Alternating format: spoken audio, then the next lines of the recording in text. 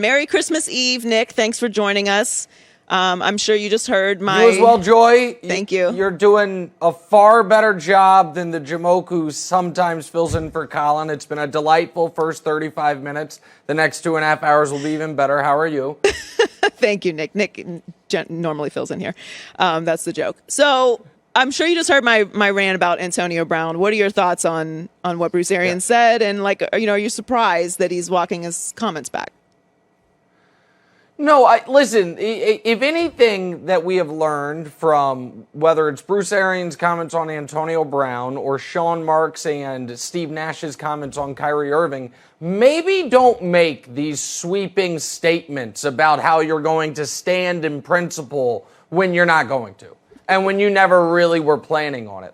If Chris Godwin hadn't gotten hurt and if Mike Evans weren't dinged up, maybe they would have stood in principle, but those guys did get hurt. Godwin's done for the year, so the principle goes out the window. Just like with the Nets, they were like, no, we will not let Kyrie Irving, cause mayhem on our roster. And then it's like, oh boy, half the team's got COVID. James Harden's not great anymore. Come on back, Kyrie, we'll figure it out. So I think sometimes these teams try to act as if they have a moral high ground when they're not actually willing to put the team's wins and losses where their mouth was. And now I'm skeptical on Antonio Brown being able to seamlessly transition after missing a month at his age. And the idea that he's not susceptible to re-injury, I think is a foolish one. I think the Bucs are in really rough shape because of these injuries and because of how they've played as of late.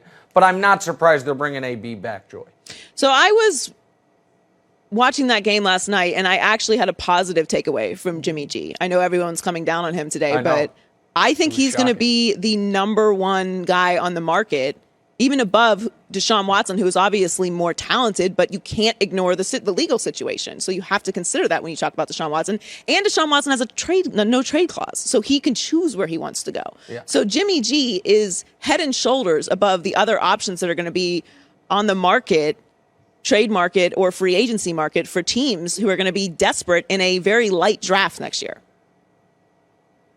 Joy, that is all true, and I will defer to you because you have been, I've been married for the better part of a decade. I think a decade. I haven't been single in quite some time. But just because someone is the best on the market does not mean they're good, correct? Sometimes just be like, that's terrible. I guess this is less terrible, but still awful. I heard you defend Jimmy Garoppolo, and I was like, oh, Joy's being very nice this morning. I watched that game, and I said, oh, boy, maybe they should go to Trey Lance right now. Jimmy G, not only does Jimmy G stink, Joy, his coach, I think, actively dislikes him. The end of the first half, when they could have gone for a field goal, and Shanahan's like, nope, we're going to take these timeouts into halftime. They should have been up 21-0 after 3 possessions. Instead, he does this. Look at this pass. Where's he looking? I think he's trying to Mahomes no-look unintentionally. Joy, he's really bad. He's really bad. And I saw you went through the division leaders, and I saw your quarterbacks because I've been watching the whole show, of course, as all of America has been. And I was like, yeah, that's why 2 of those teams I don't believe in. The Patriots and the Titans, because every other quarterback on there, it's like, oh, they're awesome. Oh, he's going to be in the Hall of Fame. Oh, he's great. Oh, he's the number 1 pick of the draft, Joe Burrow. And then it's like Mac Jones and Ryan Tannehill, and some team is going to sign up for Jimmy Garoppolo and be in the exact same boat. So yeah, you're right. He will be employed next year, and a fan base like Chicago, well, not Chicago, they have Justin Fields, pardon me. A fan base might trick themselves into getting excited about it. But Jimmy G is nothing to be excited about. Sorry. So you don't think if he goes to the Giants, that's not a good circumstance for the Giants? And listen, I have my questions about Jimmy G, but it's not really his talent. My questions about Jimmy G is he going to be healthy? Oh, so I don't have questions about Jimmy G. I feel like I know everything I need to know about him. It stinks. He doesn't. He about 3 times a game he tries to throw the ball to the other team, and he might not be healthy. So, does a Giants fan owe you money, Joy? Why are you wishing this hell upon them? The Giants, well, yeah, because their current circumstance, they've got a couple top 10 picks. Their current circumstance is so great. For Russell Wilson. No, they're not great. Listen, Daniel Jones, also not a good quarterback. Again, I am not trying to act like Jimmy G is the worst quarterback in football. I am trying to act like Kyle Shanahan, who is pretty brilliant when it comes to offensive game plans, spent 4 years around Jimmy Garoppolo and then said, take my entire draft for the next 3 years to get him the hell out of town. Can't deal with this guy. So, no, yeah. I mean, yes, he will be better than certain teams' current starting quarterbacks, but you and I just don't see eye to eye on Jimmy G. Listen, I could be wrong. I didn't want the Chiefs to draft Mahomes. Look at what an idiot I am. Oof. So I've been wrong on quarterbacks before. I loved Rosen. I still think Josh Rosen maybe could turn it around. Probably not. So I've been wrong on quarterbacks. I just don't think Jimmy G's got it. Well, the great thing is we're going to get a chance to see this because I am right. He's going to end up somewhere, and they're going to have Trey Lance next year. So we're going to see exactly how that's going to play out. So last time the Patriots and Bills faced off, Mac Jones notoriously only attempted 3 passes. They play again this weekend. You think he's going to need to throw the ball a little bit more? Oh, I think he is. And speaking of coaches that don't trust their quarterback, everyone thinks I'm some big hater on McCorkle Jones, and that is his given name, Joy. Let's pay the man his respect and call him his given name, the name his mother calls him, McCorkle. But the thing is this, Bill Belichick's been telling us all year how little he trusts him. Biggest game of the year, Brady back in Foxborough, 4th and 3, 90 seconds left. Do we trust Mac Jones to get 3 yards? No, let's have Nick Folk try a career-long field goal in the cold outdoors. Miss. All right, against Buffalo. Was that offense humming? Were they just, why would we ever throw? No, they scored 1 touchdown. Yet, because there was a slight breeze, they're like, no, Mac, you're not allowed to throw the football. And then last week, when he had to throw the football, he kept throwing interceptions. And then late in the game, down 13, 8 minutes left, Belichick kicks a field goal to cut a 2-score lead to a 2-score lead rather than trust Mac Jones in 4th and goal. So, yeah, I think they're going to have to throw the football because I think the Bills will score more than 10 points.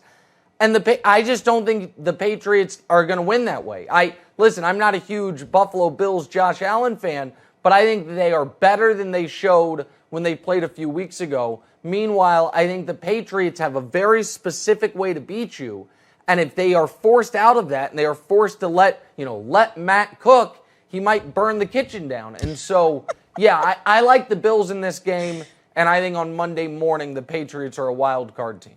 I know that McCorkle is his given name. If you care to watch the entire show, I have a suggestion for a new nickname for him later in the show. That's what we call a tease in the biz. You should copyright it first, Joy.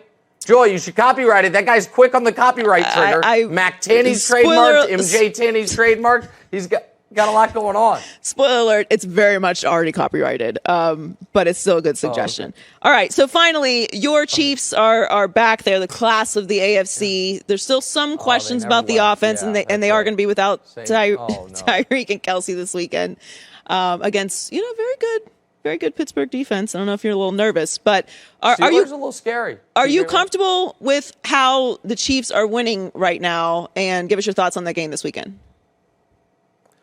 Yeah, listen, I think that it'll be very interesting if Hill and Kelsey don't play and to see how the offense looks without them. We obviously saw Aaron Rodgers win a game against Arizona without his top weapons. See if Mahomes can do the same. I'm incredibly comfortable with how the Chiefs are playing on both sides of the ball. There's one team in the AFC that gives me pause, Joy, and that's the Chargers. Chargers played the Chiefs twice. Both games came down to the final minute. No other team in the AFC, I think, could give them any trouble in the playoffs. But the Chargers are a real threat if we were to see part 3 of that matchup.